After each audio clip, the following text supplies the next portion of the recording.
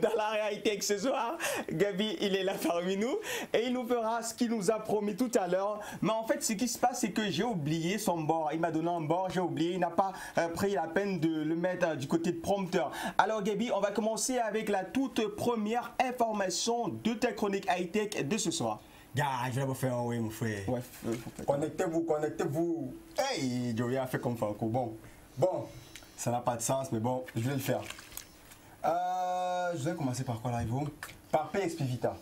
Très chers amis, Sony annonce très certainement que la nouvelle PSP Vita 2 serait très certainement la dernière des sagas de PSP. Oui, après l'échec commercial des PSP, il se pourrait donc que la dernière PSP, la PSP Vita 2 pourrait être la dernière des PSP. Pourquoi? Parce que la PSP a écoulé seulement 13 millions dans tout le monde entier, contrairement à sa concurrente, la Nintendo 3DS, qui a écoulé 53 millions de consoles à travers le monde entier. Alors ce score a fait parler Sean Layden, qui est tout simplement le CEO de Sony, qui s'est exprimé dans le Time en disant que c'était à cause des téléphones portables que la PSP a connu cette raclée internationale. Mais nous nous sommes permis de faire une petite enquête et on a compris auprès des fans, auprès des abonnés de PSP qui nous ont dit que c'est parce que le coût de la console était super élevé et qu'il y avait beaucoup de fonctions encore à prendre en considération, notamment les jeux qui jouaient sur l'ancienne PSP ne pouvaient pas se retrouver sur la PSP Vita 2 et que le coût de la carte mémoire, tiens-toi bien Ivo, est passé de 18 $ à 100 $. Ouais. C'est énormissime pour une carte mémoire, sachant que vraiment avec une carte mémoire normale on se retrouve dans les 6 $, c'est-à-dire que à peine 2000 ou 3000 francs CFA. Ouais. C'est quand même énorme. Les fans de console ont vu ça comme tout simplement une arnaque et ils ont donc boudé cette PSP Vita 2.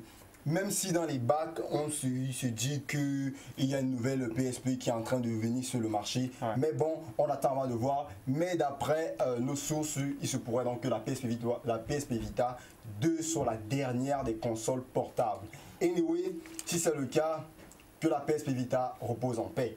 Restons dans les jeux vidéo pour parler cette fois-ci de la Xbox One X Scorpio qui est annoncée.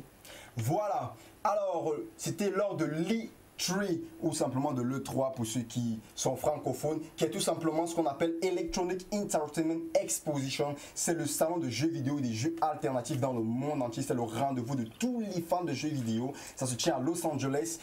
Lors de cette exposition, donc, les propriétaires de Microsoft ont annoncé donc la Xbox One X, la sortie pour le 7 novembre. Donc, de ce côté-là, on a donc déclaré que ce serait la console la plus puissante jamais créée dans l'histoire des jeux vidéo. Alors, avant de vous donner un peu plus de détails, de vous dire pourquoi ce serait la console la plus puissante de l'histoire des jeux vidéo, je vous propose de regarder ce spot qui donne déjà un avant-goût de ce que vous devrez retrouver dans la dernière Xbox.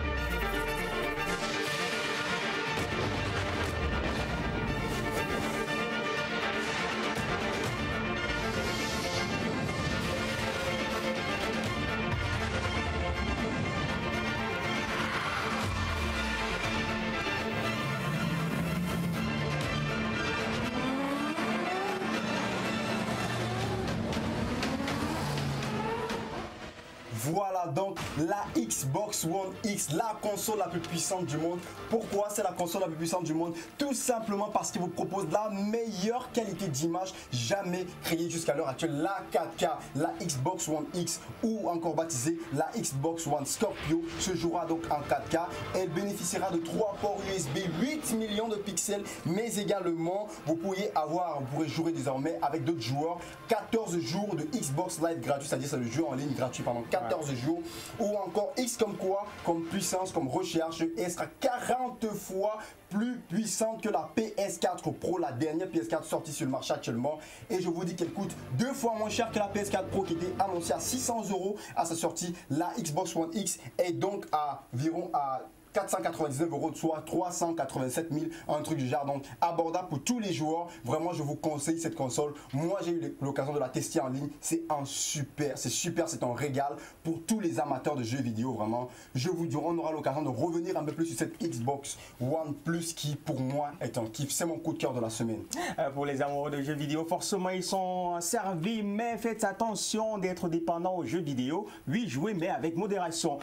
Finissons avec cette dernière actualité dans le cadre du high-tech pour parler bien sûr de l'application Ubi c'est ça? Ubi oui. Qui nous permet de booster les likes. Voilà, l'application c'est Like Ubi. Ah, okay. Like Ubi. Alors okay. C'est une application qui nous permet de booster les likes gratuitement. Vous avez l'habitude de payer des gens qui vont vous faire ce qu'on appelle du sponsoring ou du branding, du merchandising, ce que vous voulez. Désormais, il y a une application qui vous permet d'avoir des likes gratuitement. Environ 15 likes par jour, ça fait 450 likes par mois. C'est très simple, le principe est très simple. Vous likez les pages des autres et les autres likeront votre page. C'est un concept qui est très simple. Allez tout simplement sur Play Store, vous téléchargez l'application Like Ubi. Je m'en vais en vous laissant un petit cadeau, vraiment. C'est mon petit cadeau. C'est une application qui, pour moi, aujourd'hui fait le buzz sur Play Store. L'application s'appelle tout simplement Mr. Leafs. Alors, c'est une application qui est super intéressante. Pourquoi est-ce que cette application est intéressante? Tout simplement parce que les Camerounais se l'arrachent actuellement. C'est une application qui vous permet désormais vous-même de parodier des anciennes scènes de films cultes, de matchs et tout, etc. Il y a un ensemble de vidéos qui sont postées sur cette application. Vous pouvez désormais les transformer et en faire tout simplement tout ce que vous voulez. Je vous laisse tout simplement en regardant ces vidéos et un petit bonus que je vous ai laissé après. Regardez. Ce n'est pas la sauce, il est en plein. Zizou, qui est là? C'est moi qui ai coupé le câble chez vous. Vous ne regardez plus Horizon Jeune Black, vous ne regardez plus ça. Hein? Tu vas confirmer. Quoi? Dans ce temps, tu as coupé ça. Tiens alors.